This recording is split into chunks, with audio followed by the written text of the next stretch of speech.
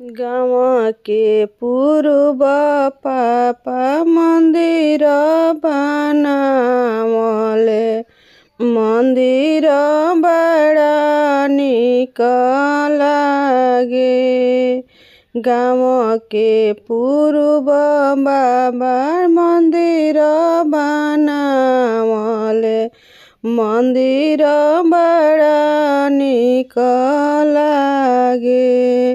मंदिर देखे चलली बेटी हो सुंदर बेटी।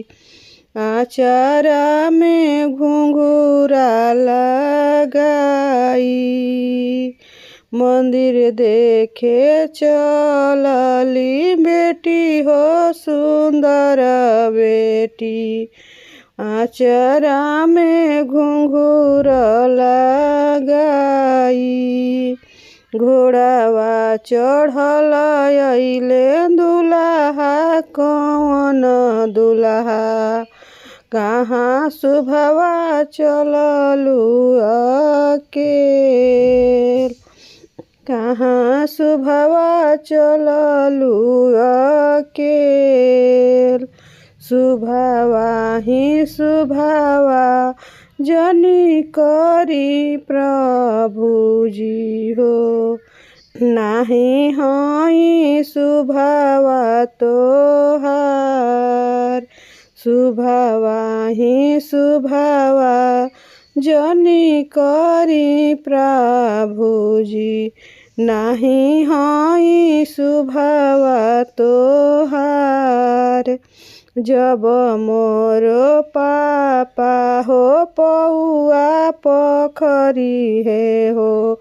तबे होइबे शुभवा तोहार। जब मोर पापा हो दिहे कन्या दानवा हो। तबे होइबे शुभवा तोहार। जब मोर भैया हो लौआ मिरई है हो। तबे होइबे शुभवा तोहार।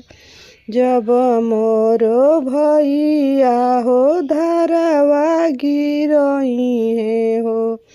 तबे होइबे शुभवा तोहार।